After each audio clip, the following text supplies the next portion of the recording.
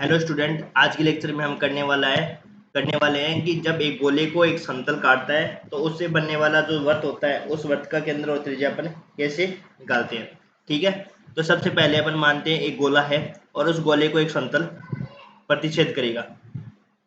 तो ये हमने मान लिया एक गोला है और इस गोले को हमने काट दिया, एक समतल ने काट दिया। ठीक है, एक गोला है और उस गोले को किसने काटा? समतल ने काटा। और समतल को काटने पर अपने को एक मिला प्लेन। एक समतल को काटने पर अपने को मिला एक सर्किल, एक वर्त मिला और इस वर्त का अपने को क्या निकालना है? केंद्र और त्रिज्या ज्ञात करनी है। तो हमने इस गोले को यहाँ पे काट दिया समतल से। अब इससे अपने को क्या मिला? इससे अपने को मिला एक सर्किल। इस सर्किल का अपने को क्या निकालना है? केंद्र और त्रिज्या निकालनी है। ठीक है, तो सबसे पहले अपन क्या करेंगे? गोला है और उस गोले का केंद्र मानेंगे सी। गोले का केंद्र ये हो गया अपने पास सी, और ये जो डिस्टेंस हो गई ये परपेंडिकुलर डिस्टेंस, इसको मैंने नाम दे दिया एन। और ये गोले की क्या हो गई? रेडियस हो गई आर। ठीक है, अब अपने को क्या निकालना है? अब अपने को निकालना है इस वृत्त की त्रिज्या और केंद्र। तो ये वाली लाइन होगी ना, ये वाली लाइन क्या होगी? आपकी वृत्त की त्रिज्या होगी और उस त्रिज्या का मान अपने को ज्ञात करना है। एग्जाम में पूछा जाता है कि वर्ग का केंद्र और त्रिज्या निकालना, तो वो अपने को आना चाहिए क्योंकि एग्जाम के पॉइंट ऑफ व्यू से काफी इंपॉर्टेंट है। तो सबसे पहले इसकी थ्योरी लिख लेते हैं अपन कि गोले को समतलीय परिच्छेद करवाने पर वर्ग प्राप्त होता है। गोले को गोले को गोले का समतलीय गोले का समतलीय परिच्छेद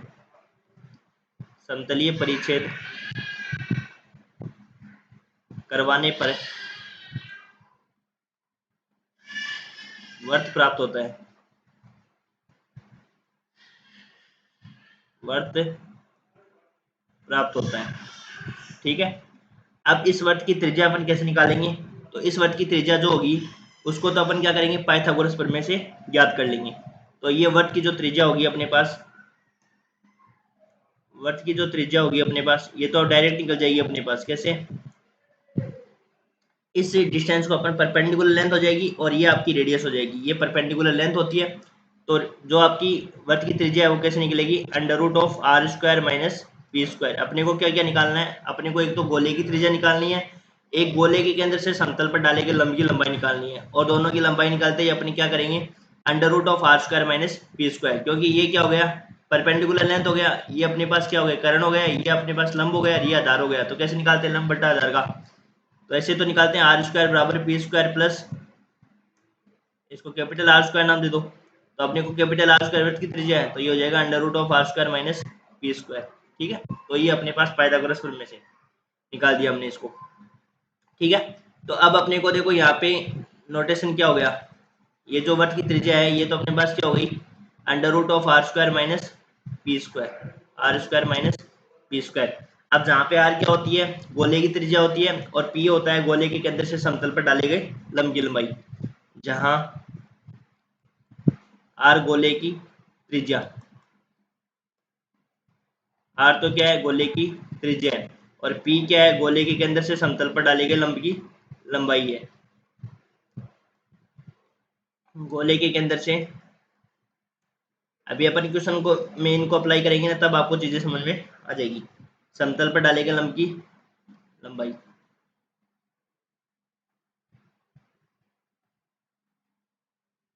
लंब की लंबाई। ठीक है, जब एक गोले को एक समतल काटता है तो उससे एक वर्त बनता है, और वर्त बनने पर अपन वर्त का केंद्र और त्रिज्या अपन कैसे निकालते हैं? तो वर्त की त्रिज्या तो अपन निकालेंगे under root of r square minus p square, जहाँ पे आर वर्त गोले की त्रिज्या और पी स्क्वायर गोले के केंद्र से समतल पर डाले गए लंब की लंबाई के बराबर होता है। अब इसके बाद में दूसरा पॉइंट अपने को पूछते हैं कि वर्त का केंद्र क्या होगा? तो वर्त का केंद्र के लिए अपन क्या करेंगे? देखो, वर्त का जो केंद्र होगा वो क्या होगा कि गोले के केंद्र से समतल पर डाले गए लंब का लंब पाद, ये जो एन होगा ना, ये निकालना होता है। परपेंडिकुलर फिट होता है ना, ये परपेंडिकुलर फिट होता है और इसको निकालना होता है अपने को। यही अपने पास क्या होता है? वर्त का केंद्र होता है। गोले के केंद्र से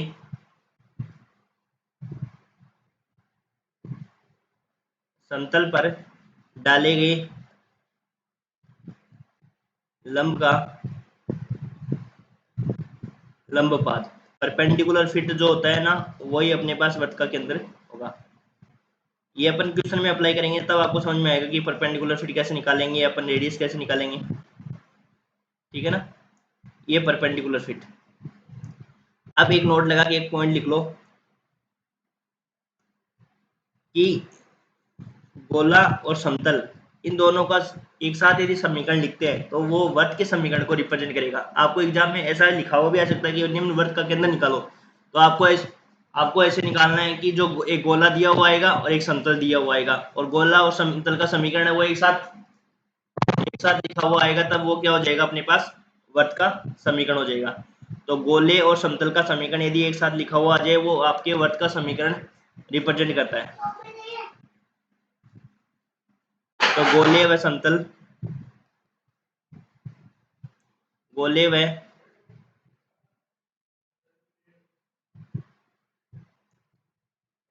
गोले व समतल का, आपको एक गोले का समीकरण और एक समतल का समीकरण साथ में दिया हुआ आएगा, और उसका अपने को क्या निकालना है, वृत्त के अंदर और त्रिज्या निकालनी है। तो गोला और समतल का समीकरण एक साथ लिखने पर वो वृत्त के समीकरण को रिप्रेजेंट करता है। गोले व समतल का एक साथ समीकरण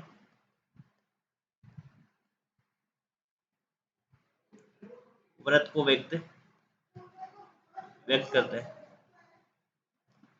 वृत्त को व्यक्त करता है। ठीक है, ये तो इसकी होगी थ्योरी। अब अपन करेंगे क्वेश्चन। यदि इसके लिए एग्जाम्पल लिखना चाहो तो ऐसे एग्जाम्पल लिख सकते हो आप।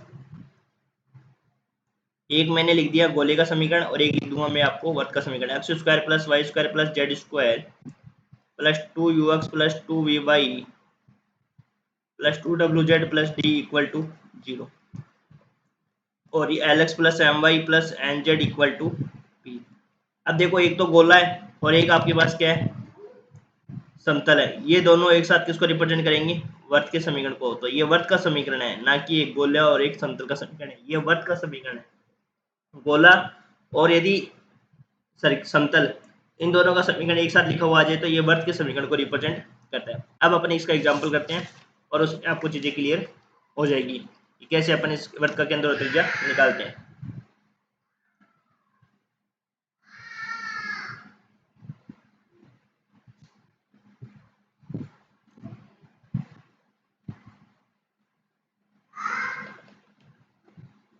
निम्न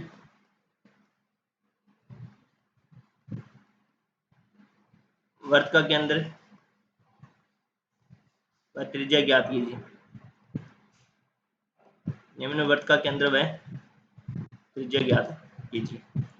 तो ये हो जाएगा x square plus y square minus 2y minus का 4z इक्वल टू 20, और एक हो गया अपने पास x plus 2y plus 2z equal to 21।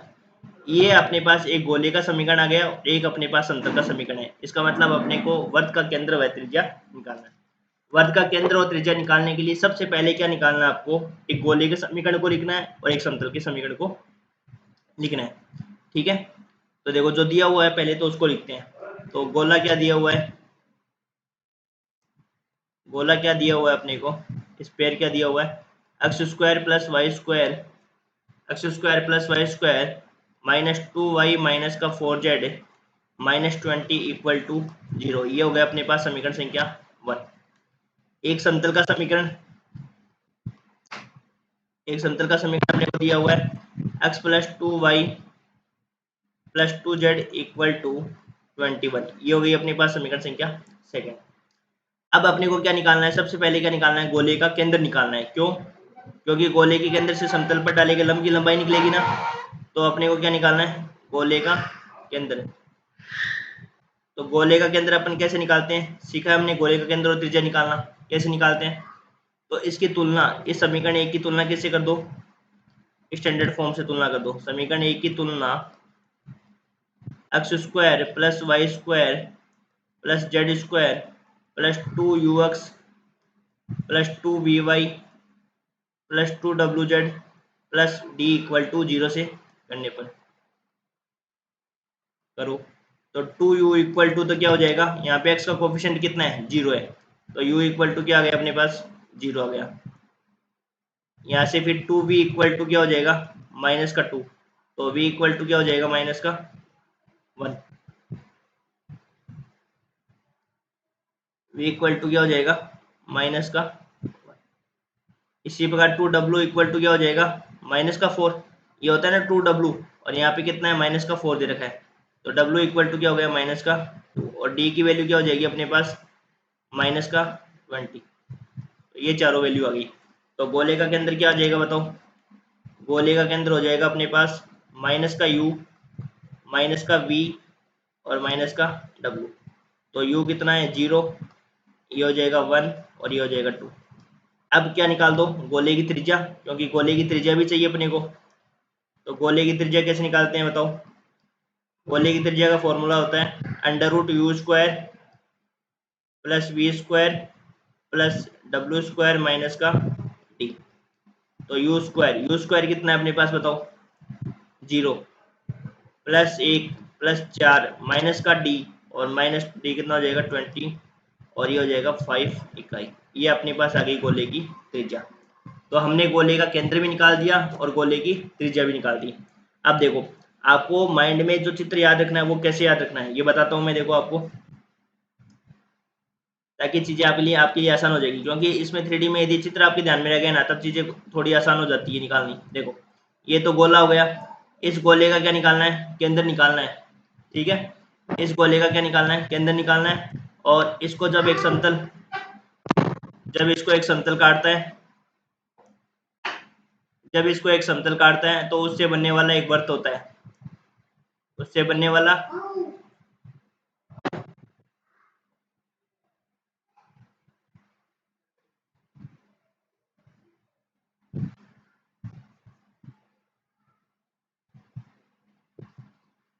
एक गोला है। ठीक है, और इसको एक समतल काट रहा है, और इस समतल के काटने से क्या बन गया, एक वर्त बन गया। तो आपको ये चित्र ध्यान में रखना है। अब ये देखो, गोले का केंद्र क्या हो जाएगा, सी। तो ये तो गोले का केंद्र क्या है अपने पास, 0 1 2। इसको हमने लिख दिया। अब अपने को क्या चाहिए, परपेंडिकुलर लेंथ चाहिए। ये आपकी क्या हो जाएगी, पी हो जाएगी।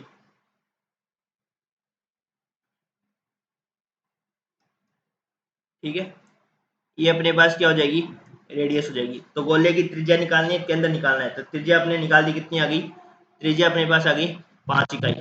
अब अपने को गोले के केंद्र से समतल पर डाले गए लंब की लंबाई निकालनी है। ठीक है, गोले के केंद्र से समतल पर डाले गए लंब की लंबाई निकालेंगे। फिर क्या करेंगे, रेडियस में से लंब की लंबाई घटा देंगे, तो अपने पास क्या आ जाएगी, वर्त की त्रिज्या आ जाएगी। अब गोले के केंद्र से समतल पर डाले गए लंब की लंबाई, उसके लिए देखो मैं एक फॉर्मूला बताता हूँ आपको। गोले के केंद्र से समतल पर डाले गए लंब की लंबाई कैसे निकालते हैं, उसके लिए अपन साइड में यहाँ पे नोट लिखते हैं। बिंदु x1 y1 z1 से समतल, अब इस समतल का समीकरण क्या दे रखा है अपने को, ये समतल का समीकरण x plus 2y plus 2z equal to 21। बिंदु x1 y1 z1 से समतल ax plus by plus cz plus d से बराबर 0 पर डाले गए। आपको मैं एक ही क्वेश्चन करवाऊंगा, और एक क्वेश्चन आपको खुद को करना है। और जिसको भी नोट्स चाहिए वो व्हाट्सअप नंबर पे कमेंट कर सकता है, उसको नोट्स मिल जाएंगे। ये मेरे व्हाट्सअप नंबर है। और कोण वाला टॉपिक जो आपका, एक और बात बता देता हूँ, कोण शंकु, इसके भी मैंने वीडियो डाल रखे हैं, तो वो वीडियो भी आप देख लेना। उनकी एक प्लेलिस्ट नहीं बनी हुई है, उसके लिए सॉरी बोलता हूँ मैं आपको। आपको क्या करना है कि चैनल पे जाना है, जिसमें ऑप्शन आते हैं ना, वीडियोज प्लेलिस्ट, वीडियोज में जाके आपको देखना है। थोड़े से नीचे जाके देखोगे ना, 5-10 वीडियो के नीचे, वहाँ पे आपको शंकु टॉपिक है, वो एक 5-7 क्वेश्चन, 5-7 वीडियो मिल जाएंगे एक साथ ही। ठीक है ना, तो ये देख लेना आप। और नोट्स चाहिए तो नोट्स आपको व्हाट्सएप पे मैसेज कर देना। ठीक है, बिंदु a x plus b y plus c z equal to 0 पर डाले गए लंब की लंबाई। तो लंब की लंबाई निकालने का फॉर्मूला होता है, और ये आपने 12th क्लास में पढ़ा होगा।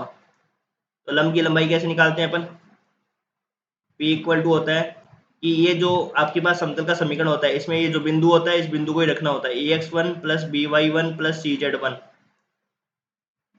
प्लस डी अपॉन में क्या हो जाएगा, under root of a square plus b square plus c square plus a square plus b square plus c square. जब भी आपको फॉर्मूला याद नहीं रहता तो जिससे अपन गोले के केंद्र से निकाल रहे हैं तो गोले के केंद्र को कहाँ रख देना, आप समतल के समीकरण में रख दोगे, तब वही आपकी लंब की लंबाई निकल जाएगी। ठीक है, तो देखो सबसे पहले अपन क्या करेंगे, परपेंडिकुलर लेंथ निकालेंगे। तो इस फॉर्मूले का यूज करेंगे, गोले के केंद्र से, गोले के केंद्र केंद्र अपने पास क्या है 0,1,2 से समतल 2 पर लंब की लंबाई,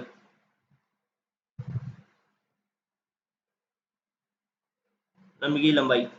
तो लंब की लंबाई कैसे निकालते हैं, देखो आपको पता है कि ax1 मतलब ए वाला पॉइंट क्या है, जो समतल का समीकरण है ना, क्या समतल का समीकरण x plus 2y plus Z है। अपने पास समतल का समीकरण क्या दे रखा है, x plus 2y plus 2z equal to 21 है।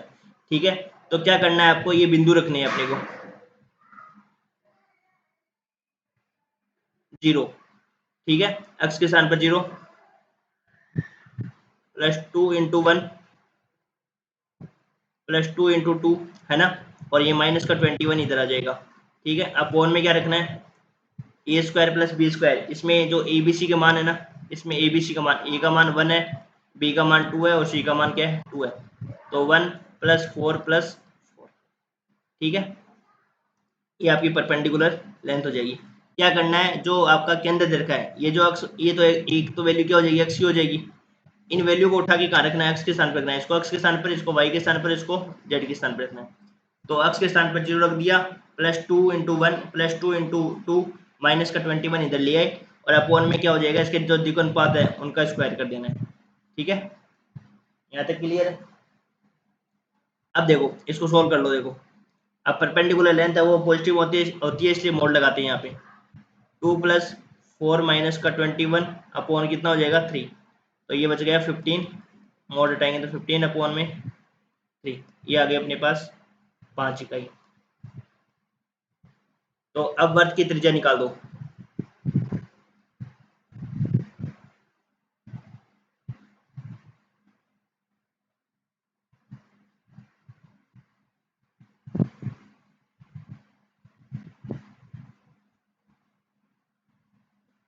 अब क्या निकालना है, वर्ग की त्रिज्या।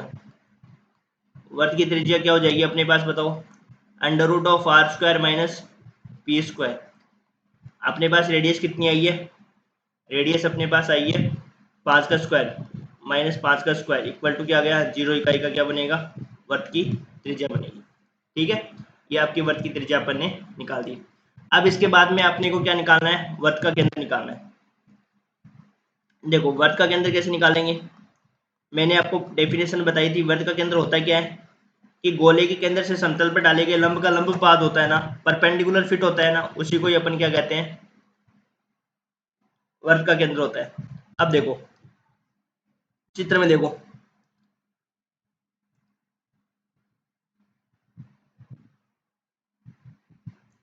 ये जो होता है ना एन, ये वाला बिंदु जो होता है ना, ये वाला बिंदु मैं इसको रेड से कर देता हूँ, ये होता है ना, ये होता है आपका परपेंडिकुलर फिट होता है। ये वाली चीज जो होती है वो आपकी क्या होती है, परपेंडिकुलर फिट होती है। अब आपको ये निकालने के लिए अपने पास, मैंने आपको बताया था कि ये निकालने के लिए अपने कैसे करेंगे, सबसे पहले निकालना पड़ेगा सी एन का समीकरण। जो रेखा सी एन है ना, इस सी एन रेखा का समीकरण, और रेखा का समीकरण निकालने के लिए अपने पास क्या क्या चीजें होनी चाहिए, एक तो वो जिस बिंदु से पास हो रही है वो, और इसके डायरेक्ट रेशियो चाहिए होते हैं, द्विगुणपात और चाहिए होते हैं। ठीक है, फिर अपन ये क्या करेंगे कि इसको अपन क्या मान लेंगे, इक्वल टू के मान लेंगे। जब रेखा का समीकरण निकल जाएगा, जब के मान लेंगे, फिर अपन ये कह देंगे कि यहाँ पे जो बिंदु निकलेगा, ये बिंदु अपन मान लेंगे कि भाई इसी को मैं मानता हूँ लंबपाद है, इसी को मैं क्या मानता हूँ, लंबपाद मान लूंगा। और लंबपाद मानने के बाद में ये मानूंगा कि यदि ये लंबपाद होगा ना, तो ये समतल पर स्थित है, तो ये समतल के समीकरण को क्या करेगा, संतुष्ट करेगा। तो जब भी समतल का समीकरण को संतुष्ट करेगा तो वहां से के की वैल्यू निकल जाएगी, और के की वैल्यू जैसे बिंदु में रखेंगे तो वहां पे अपने पास क्या आ जाएगा, उस वृत्त का केंद्र आ जाएगा।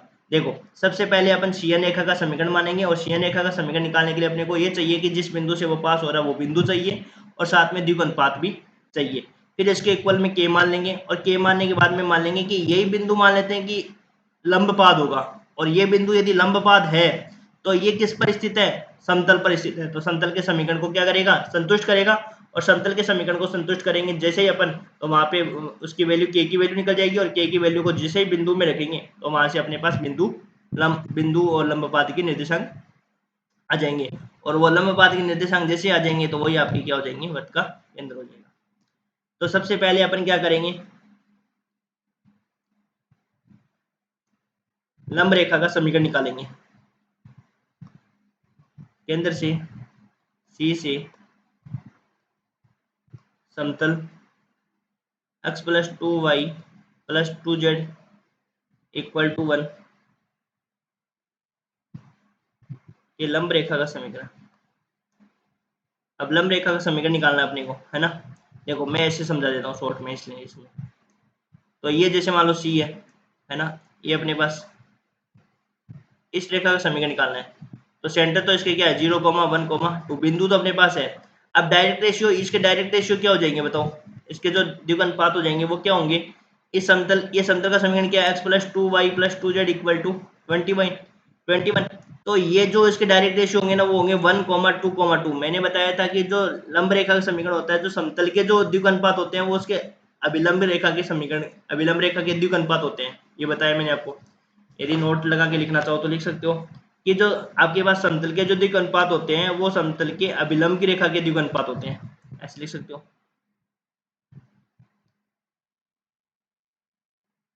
कि जो समतल के द्विघात होते हैं, समतल के जो द्विघात होते हैं वो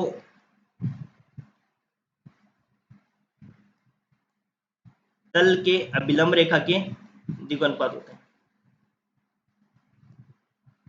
अभिलंब रेखा के द्विघात होते हैं। जहाँ ax plus by plus cz होता है ना, वो जो abc होते हैं वो उसके अभिलंब रेखा के क्या होते हैं, द्विघात होते हैं। तो इसके द्विघात क्या हो जाएंगे 1,2,2 हो जाएगा, ठीक है।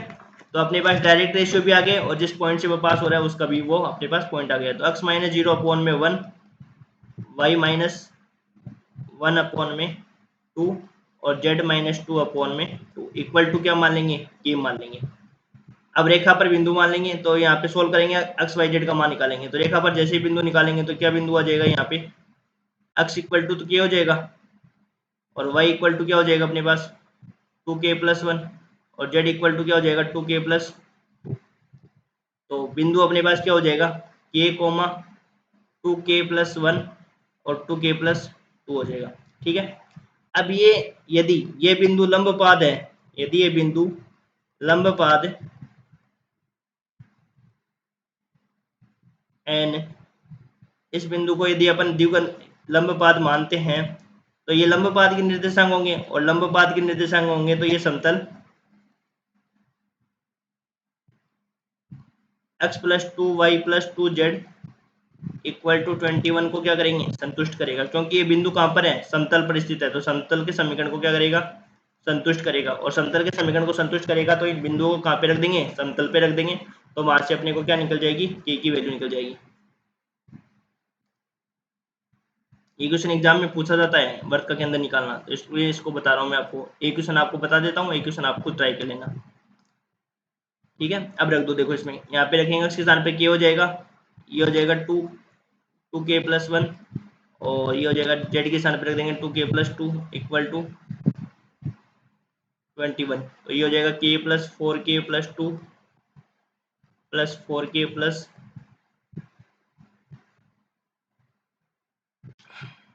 ये 2 है ओनली, है ना, 21 नहीं है ये। तो ये हो जाएगा 4k+4 इक्वल टू 21। कितने हो गए 9k, और ये कितने हो गए 6, और उधर जाएंगे तो 15। के बराबर क्या आ गया अपने पास 15/5/3। के की वैल्यू अपने 5/3 आ गया। तो वर्ग का केंद्र निकल जाएगा अपने पास, वर्ग का केंद्र क्या निकल जाएगा, वही जो लंबपाद होगा, है ना।